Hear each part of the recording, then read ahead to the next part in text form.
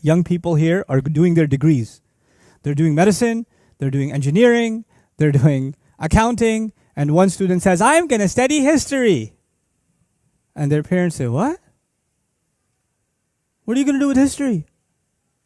Well, who's going to give you a job? Where are you going to go to work? You know, where are you going to get employed? History doesn't pay the bills. Don't study history. So we took our smartest kids, our smartest men and women, and we made them doctors. We made them engineers. We made them programmers. We made them architects. And we did not care to make them what? Historians, political scientists, sociologists, anthropologists, psychologists. No. And you know what? As a nation, we decided an entire generation of people should just be workers. We're just workers. I mean, a doctor, with all due respect to doctors, is skilled labor. It's labor. You're a laborer. You're specialized, but you're still laboring.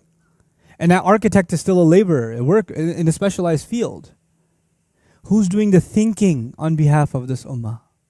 Who's thinking on behalf of this ummah? Who's restoring our identity as an ummah? The best of our minds are not being used because they're too busy doing other things. I want you to study this and study that. And you know, the sad thing is, if you ask, why are you studying this? Why are you in this career?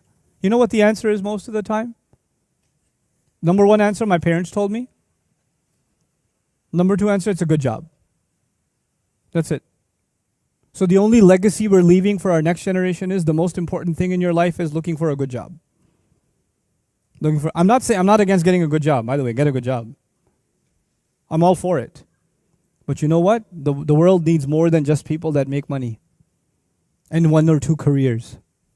You know, I would argue if I had it my way, historians and theologians and people that are studying psychology and sociology, they would be the highest paid professors. They'd be the highest paid researchers, in my opinion. Because they're the people who impact how society operates.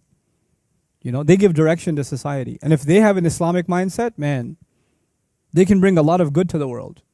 So even if, for the young people here that are studying, while you're studying accounting, mashallah, inna lillahi wa inna ilayhi raji'un, on the side, take as many history courses as you can. Learn as much about other things as you can. Things that actually, make you a refined human being, a deeper thinker. Learn sociology. It's an important subject. There's a lot of sociology in the Quran. There's a lot of psychology in the Quran. There's a lot of political science in the Quran. And somebody says, no, but I want to be a doctor because there's embryology in the Quran. In like one or two ayat, there's some reference to it, but it's not at the heart of it. At the heart of it is human engagement, So these humanities, they are important and we have to restore them from the Islamic perspective. This is a critical thing, and of course, history is at the center of that. Everyone has a different lot in life. Everyone has a different set of challenges, a different set of opportunities. Then the question arises, why? Why not all of us have the same thing? Why not all of us have the same set of challenges? Make it consistent. قُلْ كُلٌّ يَعْمَلُ عَلَى شَاكِلَتِهِ. Tell them, let everyone work. Everyone should work. كُلٌّ يَعْمَلُ actually means everyone should try to work. Everybody should try to work on their shakila. Now what is shakila? Shakl in Arabic is form. Shakl is the appearance of something and the mold of something. You can even say the shape of something is shakila. In a figurative sense, you can call it, I use psychological terminology now, your predisposition. You're pre-programmed a certain way. Some people have a good sense of humor, some people are very serious, some people are oriented towards science, others towards literature, some are very artistic, some are, they have a hard time figuring out what they are, but they know how to have a good time. There are people with different personalities, different shakilat, you can say. Allah says everybody, first of all, recognize what Allah has given you, what kind of personality Allah has given you, and then work in accordance with that. In other words, shakila, you see the ta marbuta at the end, makes it actually a marra, meaning an instant, an individual thing. Not two people have the same shakila. Allah made personalities very, very, very different. And everybody should try to figure out what their personality is like as much as they can. And then in accordance with that, figure out what is the most they can make of their opportunities. What are the most they can, and what are the challenges in their personality, what are some shortcomings they have, and how can they overcome them. This is actually a very powerful concept at the individual level, but it's so powerful that Allah in another place in the Quran even describes this at the level of nations. You know one of the names for nations in the Quran, وَجَعَلْنَاكُمْ شُعُوبًا وَقَبَائِلَ لِتَعَارَفُوا. Shu'uban comes from the word sha'ab or shu'bah in Old Arabic, which actually means a dent or a crack in a wall. An imperfection is a sha'b. It's an imperfection. As if to say every nation has some good qualities, but some quirks.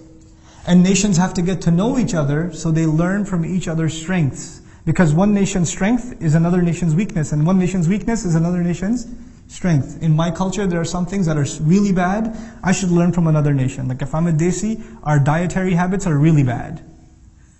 So maybe I should learn from another nation that has much healthier eating practices, whose 70-year-olds go jogging, where our 40-year-olds are on a cane. So maybe there's something wrong with our culture that we can learn from another culture. That's at the level of nations even. But even at the level of an individual, if someone's able to recognize their weaknesses, then they're able to make connections, make friends, put themselves around people that cover for that weakness.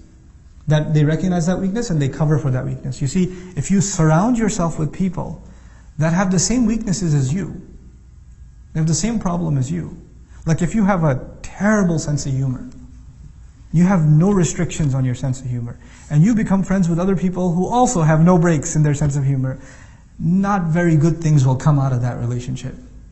Maybe someone in this relationship should have what? Some sense of, okay guys, that's enough. Let's cut it out. You see what I'm saying? Somebody has to be there. But if, by the way, if everybody's super serious, and you're serious and all your friends are super, that's a very depressing life. You need somebody to stir things up. قُلْ كُلٌّ يَعْمَلُ عَلَى شَاكِلَتِهِ. Now in terms of deen, in terms of what Allah wants you to do with your life, everybody should, instead of complaining, or you only get happy when good things happen, and you get super depressed when bad things happen, the reality of it is, each of you will have your share of good and bad in this world, and you need to make the most of it given your personality, given your shakila.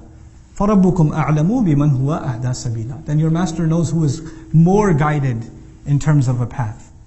And he didn't say as-sabil either, he said sabilan. He made it actually, this is a tamyiz of it, in terms of a path, suggesting that each one of us will have a course, depending on our shakila.